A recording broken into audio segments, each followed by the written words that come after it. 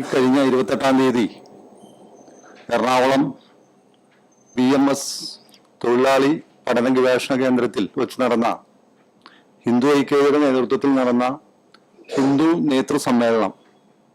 ആ സമ്മേളനത്തിൽ വിവിധ ഹിന്ദു സമുദായ സംഘടനകളുടെ സ്റ്റേറ്റ് ലെവൽ ലീഡേഴ്സാണ് അതിൽ പങ്കെടുത്തിട്ടുള്ളത്. ആ സമ്മേളനത്തിൽ രാവിലെ മുതൽ വൈകിട്ട് 4 മണി വരെ ആ സമ്മേളനം ഉണ്ടായിരുന്നു. ആ സമ്മേളനത്തിൽ ഹിന്ദുവിൻ്റെ ആയിട്ടുള്ള ഒട്ടനവധി പ്രശ്നങ്ങൾ അതിൽ ചർച്ച ചെയ്തിട്ടുണ്ടായിരുന്നു. ആ വിഷയങ്ങളെ സംബന്ധിച്ചോളം എടുത്ത തീരുമാനങ്ങളും അതിനെക്കുറിച്ചൊക്കെ ചർച്ചകളും പ്രമേയങ്ങളെയൊക്കെ സംബന്ധിച്ച് വിശദീകരിക്കുന്നതിന് വേണ്ടിയാണ് നമ്മൾ ഇത്തരത്തിലൊരു പത്രസമ്മേളനം ഇന്നിവിടെ നടത്തുന്നത്. പത്രസമ്മേളനത്തിൽ പങ്കെടുക്കുന്നത് ഹിന്ദു ഐക്യവേദിയുടെ സംസ്ഥാന ജനറൽ സെക്രട്ടറി K. ഷൈനുവാണ് പത്രസമ്മേളനം നടത്തുന്നത്. അതിനോടൊപ്പം തന്നെ ഹിന്ദു ഐക്യവേദിയുടെ സംസ്ഥാന വൈസ് പ്രസിഡന്റ് ശ്രീ ക്യാപ്റ്റൻ സുന്ദരം, ശ്രീ KV ശിവൻ വൈസ് പ്രസിഡന്റാണ് അദ്ദേഹം. എൻ്റെ പേര് PC ബാബു, ഹിന്ദു ഐക്യവേദിയുടെ ജില്ലാ പ്രസിഡന്റാണ്. എല്ലാവർക്കും നമസ്കാരം. നേരത്തെ സൂചിപ്പിച്ച തരത്തിൽ കഴിഞ്ഞ ദിവസം നടന്നിട്ടുള്ള ഹിന്ദു നേതൃസമ്മേളനത്തിൽ എടുത്തിട്ടുള്ള തീരുമാനങ്ങൾ അറിയിക്കുക എന്നുള്ളതാണ് ഈ പത്ര സമ്മേളനത്തിന്റെ ഉദ്ദേശം. നമുക്കറിയാം, 2 പ്രമുഖ മതവിഭാഗങ്ങളെ സംബന്ധിച്ച് പഠിക്കുവാൻ വേണ്ടിയിട്ട് 2 കമ്മിറ്റികൾ ഈ കേരളത്തിൽ ഉണ്ടായിട്ടുണ്ട്. സച്ചാർ കമ്മിറ്റിയെ പിൻപറ്റിക്കൊണ്ട് സച്ചാർ കമ്മിറ്റി തീരുമാനങ്ങൾ കേരളത്തിൽ എങ്ങനെ നടപ്പിലാക്കാം എന്നതിനെ സംബന്ധിച്ച് പഠിക്കാനും മറ്റു കാര്യങ്ങൾക്കുമായി പാലോളി കമ്മിറ്റിയെ നിയോഗിക്കുകയുണ്ടായി. അതോടൊപ്പം തന്നെ ഇപ്പോൾ ചർച്ച ചെയ്യപ്പെടുന്ന JB കോശി കമ്മീഷൻ, ആ 2 കമ്മിറ്റിയെ നിയോഗിച്ചെങ്കിലും നാളിതുവരെ കേരളത്തിന്റെ ചരിത്രത്തിൽ ഭൂരിപക്ഷ സമുദായത്തെ സംബന്ധിച്ച്, ഹിന്ദു സമൂഹത്തിന്റെ പിന്നോക്ക അവസ്ഥയെ സംബന്ധിച്ച്, സാമ്പത്തികവും സാമൂഹികവും വിദ്യാഭ്യാസപരവുമായ പിന്നോക്ക അവസ്ഥയെ സംബന്ധിച്ച് പഠിക്കുവാൻ നാളിതുവരെ ഒരു കമ്മിറ്റിയെ നിയോഗിച്ചിട്ടില്ല എന്നുള്ളതൊരു യാഥാർത്ഥ്യമാണ്. 150ഓളം സാമുദായിക സംഘടനകൾ ഒരുമിച്ച് ചേർന്നുകൊണ്ട് സംപൂജ്യ സ്വാമിജിമാരുടെ നേതൃത്വത്തിലും അവരുടെ സാന്നിധ്യത്തിലും നടന്നിട്ടുള്ള ഈ ഹിന്ദു നേതൃസമ്മേളനം എടുത്തുള്ള പ്രധാന തീരുമാനമാണ് ഹിന്ദു സമൂഹത്തെ സംബന്ധിച്ച് പഠിക്കുവാൻ വേണ്ടി ഒരു കമ്മിറ്റിയെ നിയോഗിക്കണം എന്നുള്ളത്. അതോടൊപ്പം തന്നെ മറ്റു തീരുമാനങ്ങളിൽ ഏറ്റവും പ്രധാനപ്പെട്ട ഒരു കാര്യം, മതസ്പർദ്ധയ്ക്ക് കാരണമാകുന്നത് നിർബന്ധിച്ചും പ്രലോഭിച്ചുമുള്ള മതപരിവർത്തനമാണ്.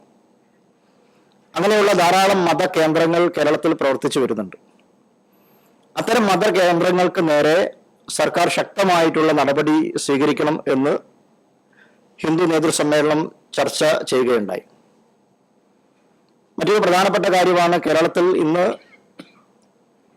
പൊതുസമൂഹത്തിന് വലിയ പ്രയാസം സൃഷ്ടിക്കുന്ന തരത്തിലേക്ക് മാറിക്കൊണ്ടിരിക്കുന്ന, പ്രത്യേകിച്ച് ഈ എറണാകുളം ജില്ലയിലെ പെരുമ്പാവൂരിലും മറ്റും വലിയ പ്രയാസം ജനങ്ങൾക്ക് സൃഷ്ടിക്കുന്ന അതിഥി തൊഴിലാളികൾ എന്ന പേരിൽ ബംഗ്ലാദേശി പൗരന്മാർ, മതഭീകര ബന്ധമുള്ളവർ കേരളത്തിൽ വന്ന് താമസിക്കുന്ന നിലയുണ്ട്. നിങ്ങൾ തന്നെ പലപ്പോഴും അത്തരം കാര്യങ്ങൾ റിപ്പോർട്ട് ചെയ്തിട്ടുണ്ട്. അന്വേഷണ ഏജൻസികൾ അത്തരം ആൾക്കാരെ കണ്ടെത്തി അറസ്റ്റ് ചെയ്യുന്ന നിലയും ഉണ്ടായിട്ടുണ്ട്. അപ്പോൾ അത്തരം കാര്യങ്ങളിൽ കർശനമായിട്ടുള്ള നടപടി സ്വീകരിക്കണം എന്ന് ഹിന്ദു ഐക്യവേദി സംസ്ഥാന സർക്കാരിനോട് ആവശ്യപ്പെടണം എന്നുള്ള നിലയിൽ തീരുമാനിച്ചിട്ടുണ്ട്.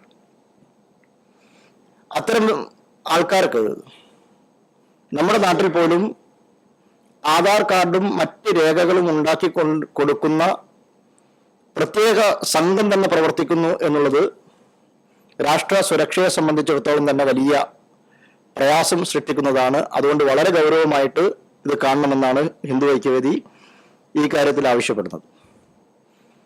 മറ്റൊരു കാര്യം മതസംവരണം നിർത്തലാക്കണം എന്നുള്ളതാണ്. നമുക്കറിയാം, മതസംവരണം എന്നുള്ളത് ഭരണഘടനാ തത്വങ്ങൾക്ക് എതിരാണ്. ചരിത്രപരമായ കാരണങ്ങളാലാണ് സംവരണം എന്നുള്ള സംവിധാനം തന്നെ ഭരണഘടനയിൽ എഴുതി ചേർത്തതും അത്തരം ആൾക്കാരെ മുഖ്യധാരയിലേക്ക് കൊണ്ടുവരാനുള്ള സംവിധാനം എന്ന നിലക്കാണ് സംവരണം. അപ്പോൾ ഭരണഘടനാ സംവിധാനത്തെ തന്നെ അട്ടിമറിച്ചുകൊണ്ട് 12% മതസംവരണം കൊടുക്കുന്നു എന്നുള്ളത് അത് വലിയ പ്രത്യാഘാതങ്ങൾ, ഹിന്ദു സമൂഹത്തെ പിന്നോട്ടേക്ക് നയിക്കുന്നതിൽ ഏറ്റവും വലിയ പ്രത്യാഘാതം ഉണ്ടാക്കുന്നത് ഈ മതസംവരണമാണ്.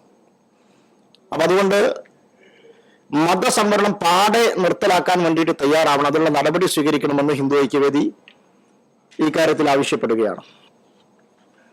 മറ്റൊരു പ്രധാനപ്പെട്ട കാര്യം, പ്രതിപക്ഷ നിരയിലിരിക്കുന്ന സമയത്ത് UDF-ന്റെയും കോൺഗ്രസിന്റെയും നേതാക്കന്മാർ നിരന്തരമായിട്ട് ആവശ്യപ്പെട്ട ഒരു പ്രധാന കാര്യമാണ് ശബരിമലയിലെ സ്വർണ്ണക്കൊള്ള CBI അന്വേഷിക്കണം എന്നുള്ളത്. അധികാരം ലഭിച്ച് ഇതുവരെ ആയിട്ടും ആ കാര്യത്തിൽ ഒരു ആത്മാർത്ഥമായ സമീപനം UDF നേതൃത്വത്തിന്റെ ഭാഗത്തുനിന്നും ഭരണ നേതൃത്വത്തിന്റെ ഭാഗത്തുനിന്നും ഉണ്ടായിട്ടില്ല. അപ്പൊ അതുകൊണ്ട് ഹിന്ദു ഐക്യവേദി ആവശ്യപ്പെടുന്നതിൽ CBI അന്വേഷണം അനിവാര്യമാണ്. ആരാണ് കട്ടത് എന്നതൊക്കെ കുറെയൊക്കെ തെളിഞ്ഞെങ്കിലും ഇതിന്റെ പിന്നിൽ വലിയ തരത്തിലുള്ള ഗൂഢാലോചന നടന്നിട്ടുണ്ട്. ആരൊക്കെ ഇതിന്റെ പിന്നിലുണ്ട്, ആ പിന്നിലുള്ള ആൾക്കാരൊക്കെ തന്നെ വെളിച്ചത്ത് വരണം, അവർ നിയമപരമായി ശിക്ഷിക്കപ്പെടണം. അതുകൊണ്ട് കേന്ദ്ര ഏജൻസി എന്നുള്ള നിലക്ക് CBI ഈ വിഷയം അന്വേഷിക്കണമെന്ന് ഹിന്ദു ഐക്യവേദി ആവശ്യപ്പെടുകയാണ്. അതിലൊരു ആത്മാർത്ഥമായ സമീപനം UDF നേരത്തെ സ്വീകരിച്ചിട്ടുള്ള ആ നില ഈ സമയത്ത് സ്വീകരിക്കും എന്ന് ഞങ്ങൾ പ്രത്യാശിക്കുകയാണ്, അത് ആവശ്യപ്പെടുകയാണ്. മറ്റൊരു കാര്യം, കേരളത്തിൽ ഈ കാലഘട്ടം വരെ നടന്നിട്ടുള്ള 2 മുന്നണികളുടെ ഭരണത്തിന്റെ ഫലമായിട്ട് ഹിന്ദു സമൂഹത്തിന്റെ പിന്നോക്ക അവസ്ഥ അത് കൃത്യമായിട്ട് മനസ്സിലാകുന്ന സാമുദായിക ഹിന്ദു നേതാക്കന്മാർ അവർ ആ കാര്യം വിളിച്ചു പറയുന്ന സമയത്ത്, പൊതുസമൂഹത്തെ, അവരുടെ സമുദായത്തെ ഉദ്ബോധിപ്പിക്കുന്ന സമയത്ത് അതിനെ വളഞ്ഞിട്ട് ആക്രമിക്കുന്ന ഒരു നില കേരളത്തിലുണ്ട്. അത്തരം സംവിധാനങ്ങൾക്കെതിരെ ശക്തമായ പ്രതിരോധം തീർക്കാൻ ഹിന്ദു ഐക്യവേദി തീരുമാനിച്ചിരിക്കുകയാണ്. ഹിന്ദു ഐക്യവേദി മാത്രമല്ല, 150ഓളം സാമുദായിക സംഘടനകൾ ഒരുമിച്ച് തീരുമാനിച്ചിരിക്കുകയാണ്. അത്തരം ആൾക്കാർക്ക്, അങ്ങനെ കാര്യങ്ങൾ തുറന്നു പറയുന്ന നേതാക്കന്മാർക്ക് സംരക്ഷണം ഒരുക്കാൻ, അതിന് പ്രതിരോധ നിര തീർക്കാൻ തന്നെ ഹിന്ദു ഐക്യവേദി തീരുമാനിച്ചിരിക്കുകയാണ്. മറ്റൊരു പ്രധാനപ്പെട്ട കാര്യം, ഇപ്പോൾ പുതിയ അധ്യയന വർഷം ആരംഭിച്ചിരിക്കുകയാണ്. ഈ അധ്യയന വർഷം ആരംഭിക്കുന്ന സമയത്ത് ഒരു പ്രവണത കണ്ടുവരുന്നത്,